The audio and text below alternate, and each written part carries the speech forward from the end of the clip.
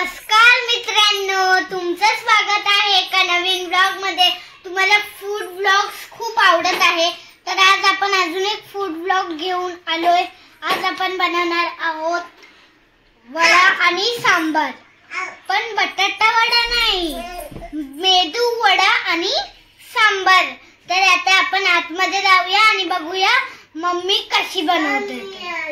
तर मित्रांनो, पहिली सामग्री दाखवतोय उडीद डाळ। आपण अर्धा किलो उडीद डाळ घेतलेली आहे मेदूवडा बनवण्यासाठी। उडीद डाळ जी आहे ती आपण धुवून घेतलेली आहे आणि ही तिसऱ्यांदा आहे, आपण 3 वेळा धुवून घेतलेली आहे उडीद डाळ। आता पाहू शकता तुम्ही, आपण डाळ 3 वेळा धुवून घेतली आणि त्याच्यानंतर आता ही डाळ आपण भिजत ठेवलेली आहे।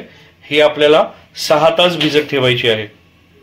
आज मेदूवडा बनणार नाहीये, उद्या सकाळी मम्मी बनवणार आहे। आता त्याचा मम्मी बॅटर बनवून ठेवती आहे, तर आता आपण बघूया सकाळी नाश्ता करताना। पाहू शकता, जसं सांगितलेलं 6 तास मी ठेवलेली डाळ भिजत कशी फुगलेली आहे। आधीचं तुम्ही बघा आणि आत्ता पहा, फरक दिसेल तुम्हाला याच्यामध्ये। आता ही सर्व डाळ आपण मिक्सरला वाटून घेणार आहोत, ह्याचा बॅटर बनवणार आहोत आपण। तर आता ही डाळ आपण याच्यामध्ये मिक्सर ग्राइंडरमध्ये टाकून घेणार आहोत आणि ही वाटून घेणार आहोत। ही वाटल्यानंतर कशी दिसते हे पाहू। आता डाळ वाटून घेतलेली आहे आपण मिक्सरमध्ये, पाहू शकता तुम्ही। ही आपण आता रात्रभर ठेवणार आहोत। हे जे मिश्रण आता जसं सांगितलं रात्रभर म्हणजे 5 ते 6 तास, जास्त नाही, 5 ते 6 तास ठेवणार आहोत। ही ऑलरेडी भिजवलेली डाळ होती आणि आता ही ठेवलेली आहे। आता तुम्हाला डायरेक्ट सकाळी कनेक्ट करतो मी। जसं पाहू शकता, पीठ आता तयार आहे। रात्रभर म्हणजे 6 ते 7 तास ठेवलेलं आपण। आता करू पुढची प्रोसेस। आता आपण डाळ घेतलेली आहे, ही तूर डाळ आहे, ही अर्धा वाटी आहे आणि अर्ध्या वाटीपेक्षा कमी मसूर डाळ घेतलेली आहे। हे आपण वापरणार आहोत सांबार बनवण्यासाठी। या दोन्ही डाळ चांगल्या प्रकारे आपल्याला धुवून घ्यायची आहेत आधी। आता गॅसवर आपण डाळ ठेवलेला आहे, 3 ग्लास पाणी टाकून याच्यामध्ये शिजण्यासाठी। आता हे शिजत असताना आपल्याला त्याच्यामध्ये टाकायची आहे थोडी हळद, 1 छोटा चमचा हळद। टोटल 2 छोटे चमचे हळद आपण टाकलेली आहे त्याच्यामध्ये। आता सांबारसाठी लागणारे बाकीचं साहित्य सुद्धा आपण तयार केलेलं आहे। 1 टोमॅटो कापून घेतलेला आहे, 1 कांदा कापून घेतलेला आहे, 1 वांग कापून घेतलेलं आहे, 1 शेवग्याची शेंग कापून घेतलेली आहे, 2 हिरव्या मिरच्या आहेत आणि 2 लेडी फिंगर आहेत। आता हे आपण जे कापून घेतलेलं आहे ते सर्व आपण आता ती डाळ ठेवलेली गरम करायला त्याच्यामध्ये मिक्स करत आहोत। आणि आपण ह्याच्यासोबतच चिंच सुद्धा ॲड केलेली आहे, पाहू शकता। आता आपण ह्यामध्ये आलं लसूण पेस्ट टाकतोय 1 चमचा। आता आपण याच्यात लाल तिखट टाकणार आहोत, हे 2 टीस्पून आहेत, पाहू शकता, छोटा चमचा आहे। आता याच्यामध्ये आपण 2 टेबलस्पून जे आहे सांबार मसाला ॲड करत आहोत, पाहू शकता तुम्ही। हे मिश्रण आपल्याला हलवत राहायचं आहे। आता याच्यामध्ये तुम्ही पाहू शकता 1 चमचा आपण मीठ टाकलेलं आहे। मीठ तुम्ही चवीनुसार टाकू शकता, थोडं अजून मीठ ॲड केलेलं आहे याच्यामध्ये। तर हे आता आपण थोड्या वेळ शिजायला ठेवूया। आता आपण याच्यामध्ये ॲड करत आहोत लाल भोपळा, 1 भाजी राहिलेली आपली। पुन्हा ही भाजी आता आपण 150 ग्राम लाल भोपळा घेतलेला आहे आपण, त्याचे बारीक बारीक पीस केलेले आहेत, पाहू शकता तुम्ही। आणि ते आता आपण ॲड केलेले आहेत आणि आता हे सर्व मिश्रण आपण गरम करायला ठेवूया। तर आता आपण हिरवी चटणी सुद्धा बनवणार आहोत, तर त्याच्यासाठी काय काय साहित्य लागतं ते बघून घेऊया। 15 ते 20 हिरव्या मिरच्या घ्यायच्या आहेत, थोडी कोथिंबीर घ्यायची आहे, थोडं आलं घ्यायचं आहे, 6 ते 7 पाकळ्या तुम्ही लसूण घेऊ शकता। हे 1 वाटी खोबरं आहे, जे आपण छोटे छोटे तुकडे केलेले आहेत, आणि हे आहे अर्धा वाटी चणा डाळ। तर हे सगळे आपण मिक्सरमध्ये वाटून घेणार आहोत। आपण सांबारला फोडणी देणार आहोत, ते आता पाहू शकता। ह्याच्यामध्ये तेलामध्ये आपण ॲड केलेलं आहे मोहरी ॲड केलेली आहे आणि हिंग ॲड केलेली आहे। आता लाल मिरची सुद्धा ऍड करतोय आपण.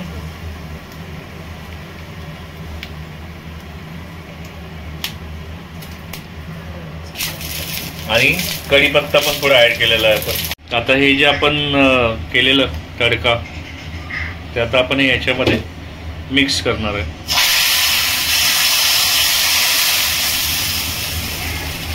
पाहू शकता सांबारसाठी.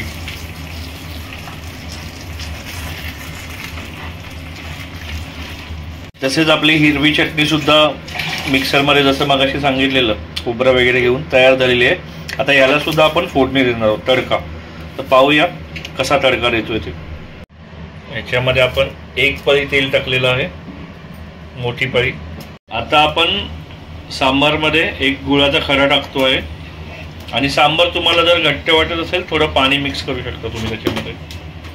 आता आपण जे हे बनवतोय, चटणी बनवतोय हिरवी चटणी, त्याच्यामध्ये आपण मीठ टाकले.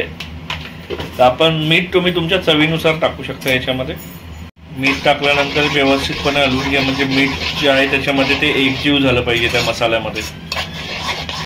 आता आपण जो हिरवा मसाला आहे त्याला फोडणी देण्यासाठी हे तयार करतोय. चटके लागतोय. मोहरी आणि कढीपत्ता याच्यात टाकलेला आहे. आता हे आपण जसं सांबारला केलं तसंच आता हे आपण आपल्या हिरव्या चटणीमध्ये सुद्धा टाकलेलं आहे. पाहू शकता तुम्ही एकदम टेक्स्चर वेगळा झालं आहे, कलर चेंज झालेला आहे. आपण कोथिंबीर कापून घेतलेली आहे ती आता आपण या सांबारमध्ये ॲड करतोय. तुम्ही जसं पाहू शकता सांबार तयार झालेलं आहे आणि आपली हिरवी चटणी सुद्धा तयार झालेली आहे. तर हे 2 आपले तयार झालेले आहेत. तर आता याच्यानंतर आपण मेन म्हणजे मेदूवडे बनवणार आहेत. ते कसे तळत आहेत ते पाहून घेऊया आपण आणि कसे बनतायत ते. आता पाहत असाल तुम्ही आपण तेल घेतलेलं आहे छोट्या कढईमध्ये आणि हे आपलं जे बॅटर आहे याच्यात आता आपण मीठ टाकतोय. याच्यात मीठ आधी ॲड केलं नव्हतं आपण, हे आत्ता आपण ॲड करतोय. तर आता पाण्याचा हात घेऊन आपण ते ह्याच्यामध्ये ते मिक्स करणार आहे मीठ. कारण की डायरेक्ट टाकलं तर ते हाताला चिटकेल, त्याच्यामुळे थोडं हाताला तुम्ही पाणी लावून ते मिश्रण मिक्स करू शकता. आता पाहू शकता बॅटरमध्ये आपण मीठ जे आहे ते व्यवस्थितपणे मिक्स केलेलं आहे. आणि आता थोड्या वेळात आपण वडे बनवायला सुरुवात करूया. तेल गरम झालेलं आहे. फायनली आता आपण वडे सोडतो याच्यामध्ये, मेदू वडे.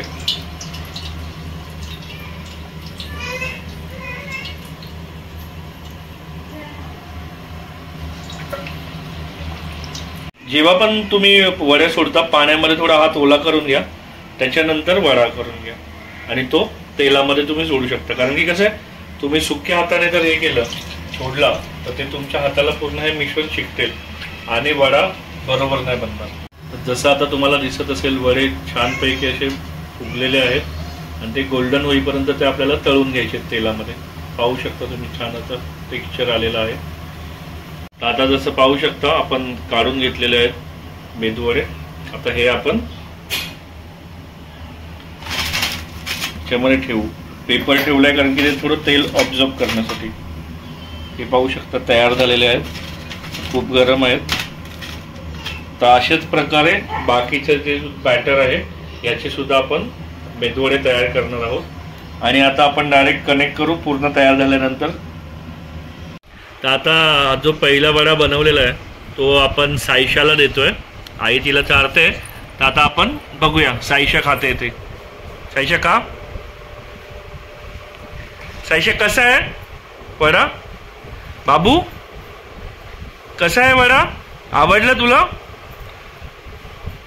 साईशा?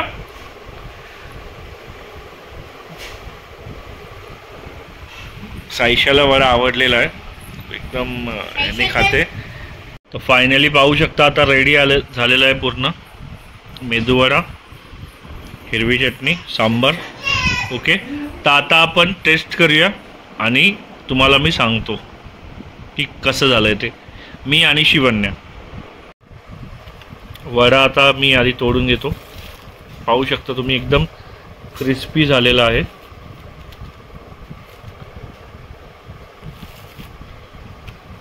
पहिलं सांबारमध्ये डिप करूया.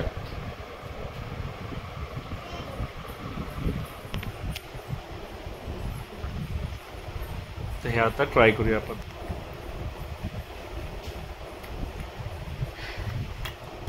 एकदम यम्मी झालेलं आहे. आता हिरव्या चटणीमध्ये ट्राय करून तुम्हाला सांगतो कसं झालं ते.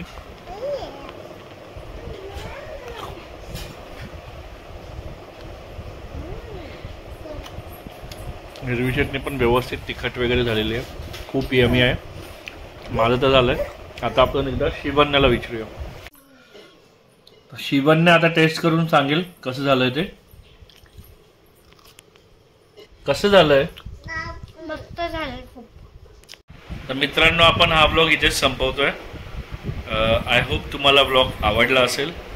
आणि परत तेच आपलं नेहमीचं लाईक शेअर सबस्क्राईब करत राहा.